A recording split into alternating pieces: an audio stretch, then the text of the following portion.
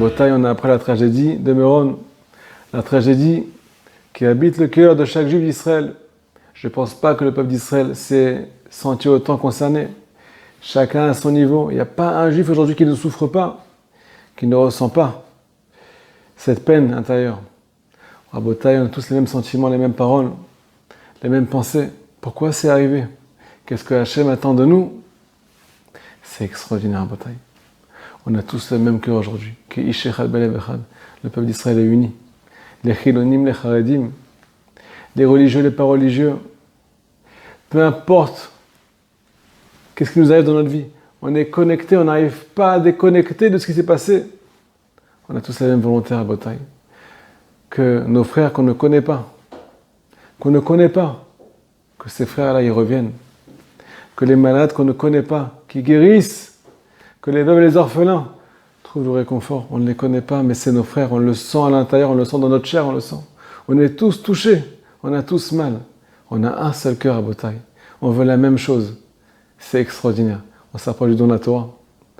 C'est quand on est unis, quand on fait un, que Akash Baruch Hu pose sa présence sur le peuple d'Israël.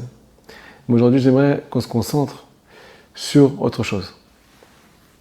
J'aimerais vous partager avec vous une idée, qu'on comprenne aujourd'hui quelle est la beauté, quelle est la nature du peuple d'Israël. Comment on peut définir le peuple d'Israël en général et chaque juif à son niveau en particulier. Mais qui on est à Botaï? J'aimerais vous répondre, vous faire passer quelques témoignages. Il y a des juifs là-bas qui ont entendu ceux qui étaient en train de mourir étouffés. Ils étaient sur le côté, ils les ont entendus. Il y a plusieurs témoignages. Un des témoignages, un enfant de 9 ans qui est en train de passer ces dernières secondes et qui dit à son père, « Papa, je suis en train de partir. » Et là, il s'est mis à faire Shema Israël. Shema Israël, Hashem Elokeinu, Hashem Echad. Il a pris sur lui le joug divin à 9 ans. Non seulement il a pris sur lui le Shema Israël, il a aussi fait le vidouille. Il s'est aussi confessé devant Akadosh Baruch Hu. Il a dit pardon à Hashem pour toutes mes fautes. À 9 ans, Rabotai. Mais d'où vient la présence d'esprit d'un enfant de 9 ans? À un moment aussi difficile, au lieu de se débattre, au lieu de tout casser autour de lui pour essayer de se sauver, parler à Hashem et dire Shema Israël et pardon à Hashem. Mais d'où ça vient tout ça? Autre témoignage. Il y a un juif qui était là-bas qui a entendu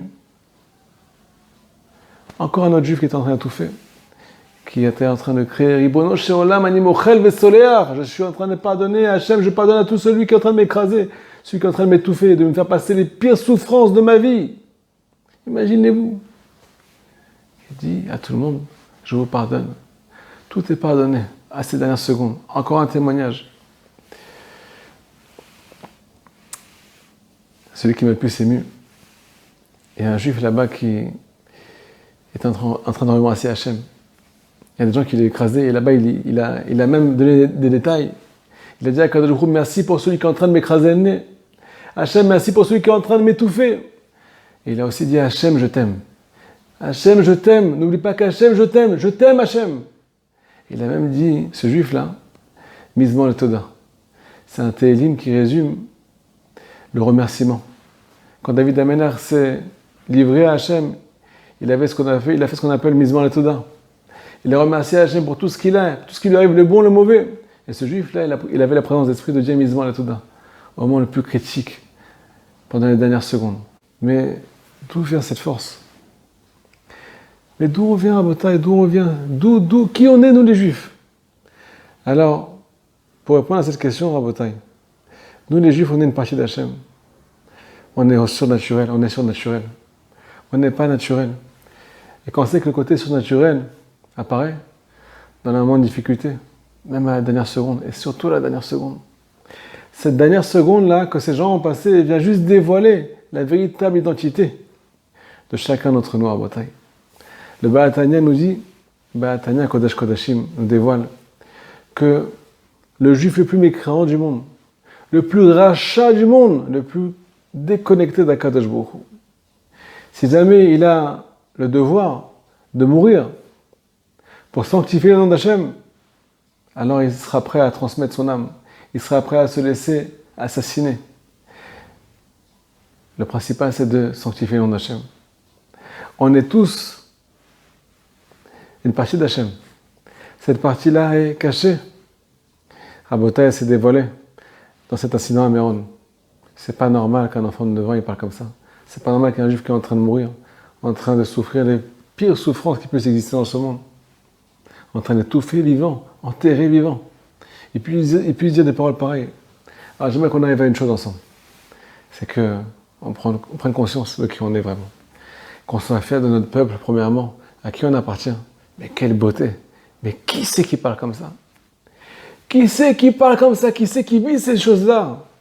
Tout ça pour nous dire qu'on est un peuple extraordinaire, qu'on a un potentiel extraordinaire. Et une petite surprise, tout est déjà en nous.